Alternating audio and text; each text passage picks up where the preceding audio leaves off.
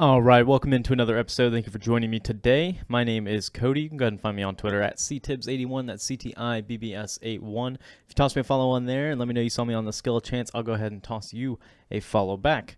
Today is May 14th. We already went over the legalization of sports gambling, or the ban being lifted on sports gaming. I'm going to do a video here in a little bit talking about what that means for Florida. Obviously, circumstances are a little bit different. All in all, pretty much you're just waiting on the states. And it kind of comes down to that. States aren't necessarily moving too quickly unless you're Michigan or New Jersey, but it depends. But let's go ahead and jump into today's games. Let's start off in Cleveland. Cleveland travels to Detroit. That's a 7-10 start. That is Carlos Carrasco and Mike Fiers. Carrasco comes in with a 5-1 record and a 3.61 ERA. He's done pretty good against them in his career. Apparently they call him the Tigers killer. He does pretty well. Fiers is coming in though. He's pitched pretty well lately as well. He's 3-2 with a 4.7 ERA. He's got a 2-1 record with a 2.42 ERA in his last 4 outings against the Indians. He pitched pretty well against Texas, I believe, in Texas. I think he gave up 2 runs and 6 hits in just over 5 innings of work, so he's done okay. Didn't throw too many pitches. So all in all, I think the over-under is set at 8.5 here. I think we like the under here, actually. And actually, I really like the under here. And that'll probably be my one play of the day. I have other games that I like, but I don't know. The over-under is set at 8.5. And let's see. What other stats do I have for you? Yeah, there it is. Carrasco's coming in with a 5-1 record, 3.6 ERA.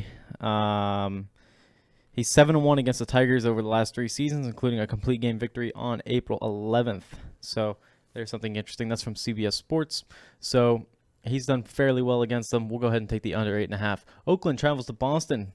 Mania. I don't know how to pronounce it. Mania. Whatever. And Rick Porcello take the mound. Last time Mania pitched against Boston, he threw the no-hitter. He's coming in kind of struggling lately. Rick Porcello's had a heck of a go of it lately. I'm not strong enough to take the under here. I think Boston wants to bounce back after getting shut out, no hit by Manaea. I'll go ahead and take Boston at minus 150 is what we got him.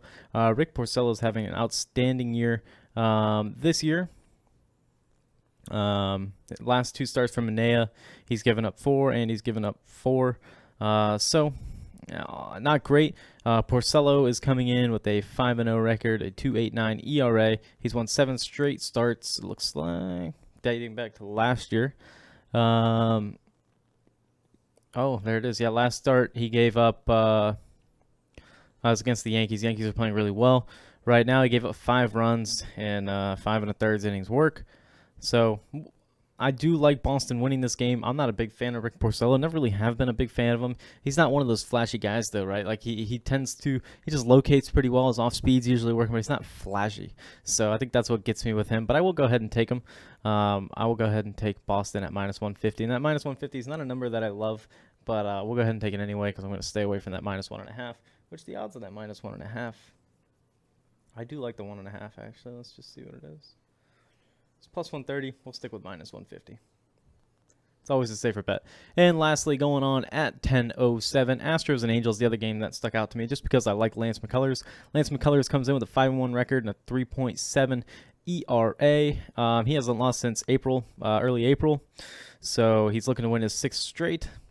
This article from CBS Sports, he's been especially tough on the Angels in the last 4 in his 4-year career, he's 3-1 in 9 starts with a 1.7 ERA. Going over to baseballreference.com, which I like. Baseballreference.com is a great website. There it is. Andrew Heaney comes in with a 1-2 record and a 4.78 ERA. Not awesome. Only gave up 1 run in 5 innings of work against the Yankees on April 7th. Gave up 2 runs against Colorado in his last start. And he only gave up 1 run in the start before that. He's pitching pretty well lately.